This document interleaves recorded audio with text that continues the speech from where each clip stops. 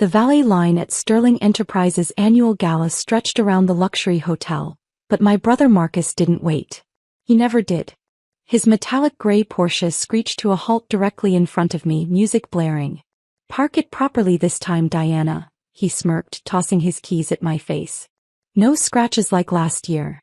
I caught the keys one-handed, remembering there hadn't been any scratches. He'd invented that story to convince his colleagues I couldn't be trusted with responsibility. Just like he'd convinced them to hire me as a temporary valet instead of the executive position I'd interviewed for. "Of course, Mr. Sterling," I replied professionally, ignoring the snickers from his entourage. They all knew I was his sister. That was the joke. The Sterling family's Harvard MBA graduate reduced to parking her brother's cars. What they didn't know was that for the past 3 years, while working as a valet, I'd also been the anonymous strategic consultant who'd saved Sterling Enterprises from bankruptcy. The same consultant who now owned 46% of the company's shares through careful acquisitions and proxy votes. "Don't forget to check the trunk," Marcus called over his shoulder. "My golf clubs better not get stolen like last time." Another invented incident. I waited until he disappeared into the hotel before opening his trunk. No golf clubs, just file folders he'd stolen from the office. Files that would prove very interesting to the board of directors. My phone buzzed. A message from Robert Chin, Sterling Enterprises chairman. "Everything's set for tonight's announcement?" "All in place," I texted back. Marcus doesn't suspect anything. 3 years ago, when I returned from Harvard with my MBA, my brother had been threatened by my qualifications. Instead of welcoming me to the family business, he'd sabotaged my interviews, spread rumors about my competence, and finally helped me get a job as a valet. The perfect way to keep his little sister in her place. What he didn't know was that Chairman Chin had seen through the sabotage. He'd approached me privately with an unusual proposal. Work as the company's secret consultant while maintaining my cover as a valet. It gave me unprecedented access to every conversation, every document, every backroom deal. After all, who notices the valet? I parked Marcus's Porsche and returned to my post just as Thomas Wright, our CFO, pulled up in his Mercedes. "Evening, Diana." He nodded kindly. Thomas was one of the few who treated me with respect. "Big night tonight." "Is it?" I played dumb, taking his keys. He lowered his voice. "The board's announcing the new CEO. Your brother's been bragging it's in the bag." I smiled, thinking of the folder in my evening bag. The one documenting every questionable decision Marcus had made over the past 3 years. "We'll see." The hotel ballroom was transformed for the gala, crystal chandeliers reflecting off marble floors. As a valet, I wasn't supposed to enter, but Chairman Chin had insisted I attend. "You'll want to see their faces," he'd said. I changed quickly in the staff room, replacing my valet uniform with a Valentino gown I'd bought specifically for tonight. The price tag would have shocked those who thought I survived on a valet's salary. But then they didn't know about my consultant's fees or my stock portfolio. "Diana." Marcus's voice carried across the ballroom as I entered. "What are you doing in here?" "The valets eat in the kitchen." I watched his eyes narrow as he took in my dress, obviously calculating how I could afford it. "Chairman Chin invited me." "Did he now?" Marcus grabbed my arm, pulling me aside. "Listen, little sister, don't embarrass me tonight. This is my moment. The board's announcing the new CEO and dash. And you think it's you," I finished. "Because you planted those false reports about the Singapore merger." His face paled slightly. "How did you?" "You'd be amazed what people say in front of the valet. Or what documents they leave in their car trunks." For the first time, I saw uncertainty flicker across my brother's face. But before he could respond, Chairman Chin took the stage, tapping his glass for attention. "Ladies and gentlemen, thank you for joining us tonight. As you know, Sterling Enterprises has undergone remarkable transformation over the past 3 years, thanks largely to our anonymous strategic consultant." The crowd murmured. Everyone had theories about the mysterious consultant's identity.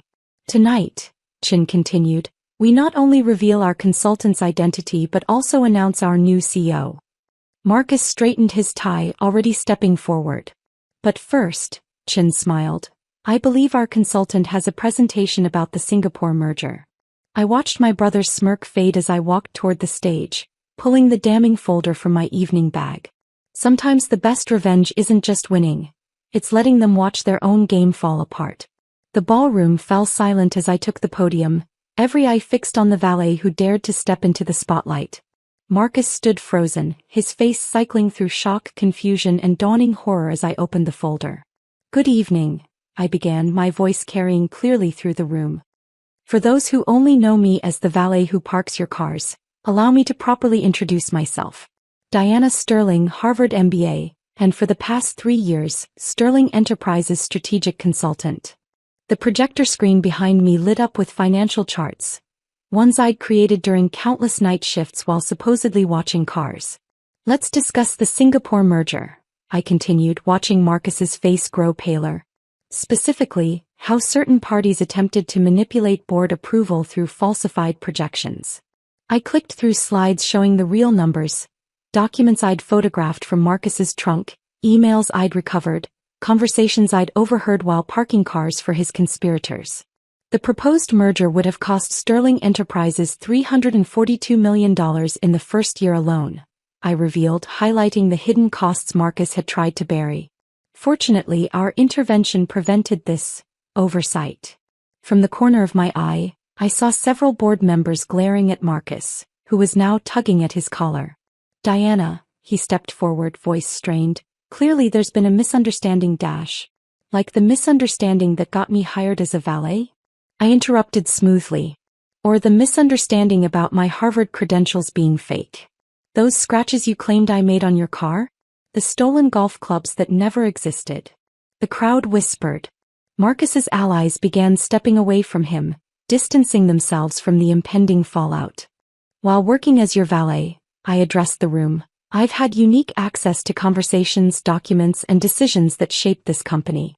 I've watched executives discuss strategies in their cars, seen confidential files left in back seats, and heard every backroom deal made in the parking lot. I projected a new set of figures, the company's transformation over the past 3 years. Under my consultation, Sterling Enterprises has increased market share by 47%, expanded into 3 new continents, and doubled our profit margins." Chairman Chin stepped forward. "Which brings us to tonight's main announcement." Marcus made one last desperate attempt. "Father would never have wanted dash."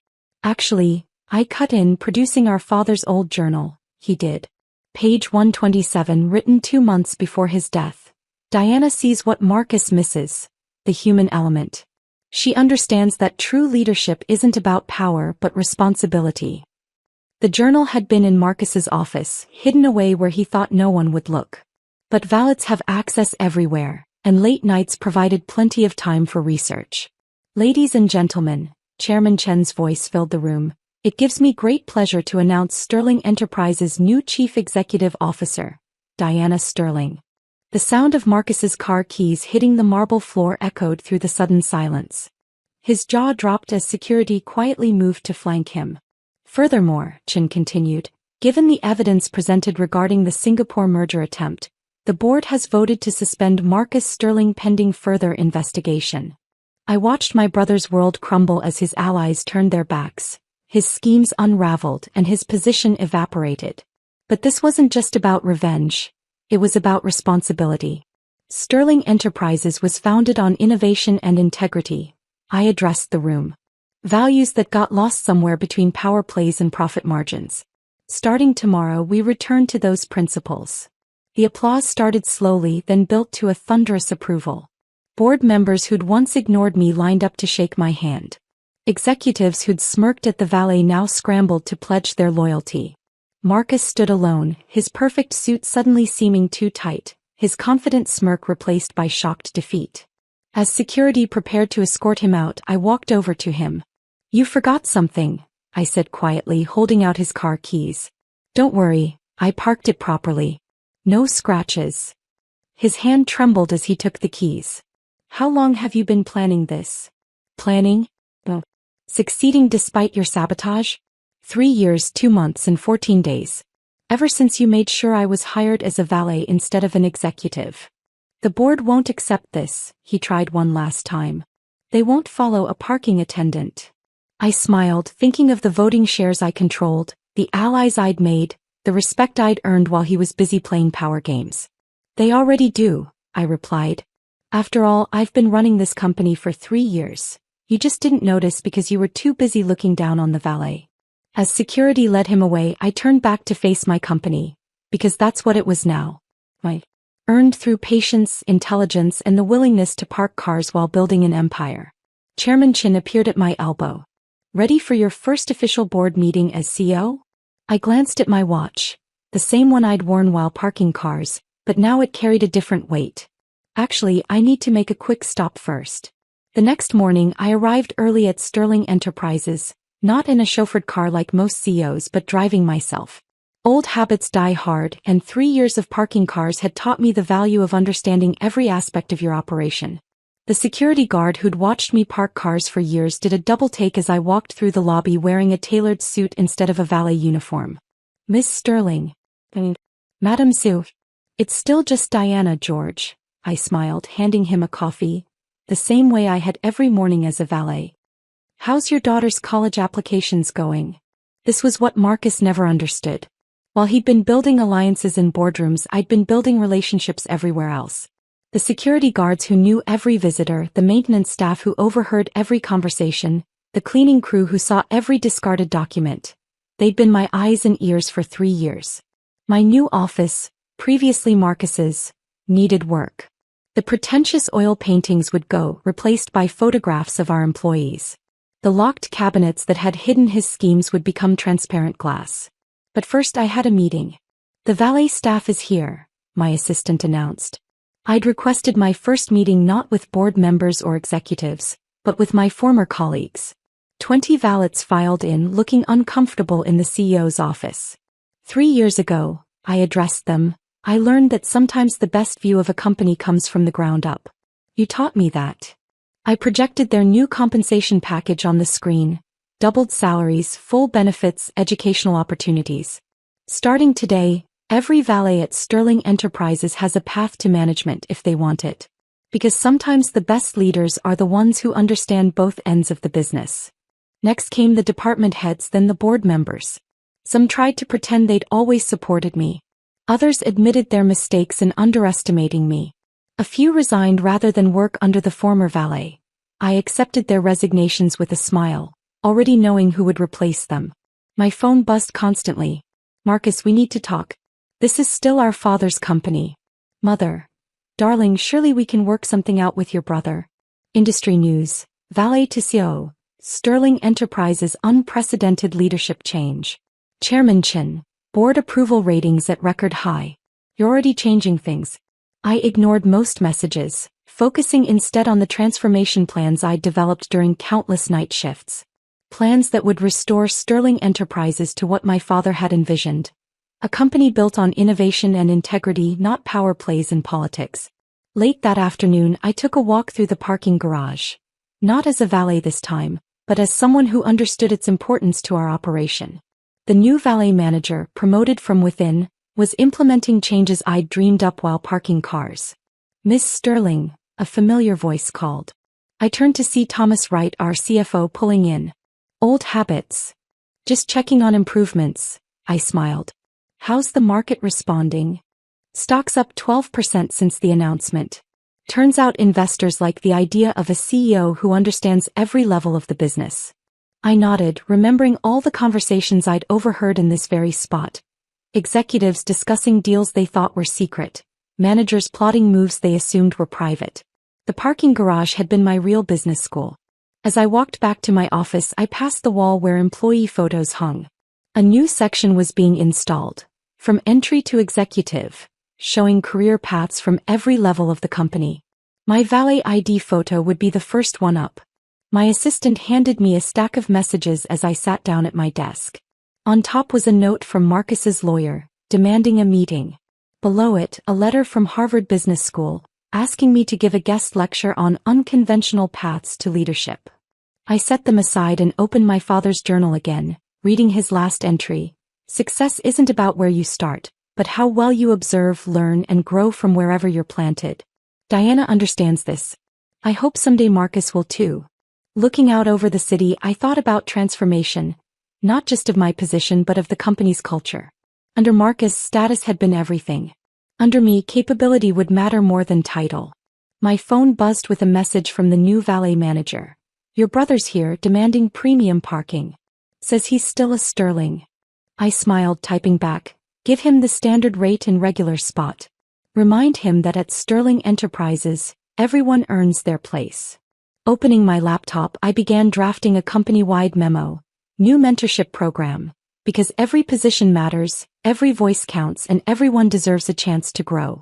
Even the valet might be your future CEO. The sun set over the city as I worked late into the evening. Not because I had to, but because old habits die hard. And because I remembered what it was like to watch this same sunset while waiting for executives to finish their meetings and claim their cars. Tomorrow, Sterling Enterprises would announce new initiatives, promote deserving employees, and launch programs that would change the industry. But tonight, I took one last walk through the parking garage, remembering where it all began. Near my old valet podium, I placed a small plaque. Park your pride, drive with purpose. Below it, I added a quote from my father's journal. True leadership sees value at every level. As I finally left for the night, I drove myself home. No driver, no premium spot, no special treatment. Because sometimes the best way to lead is to remember what it was like to serve. And sometimes, the most powerful person in the room is the one who once parked your car.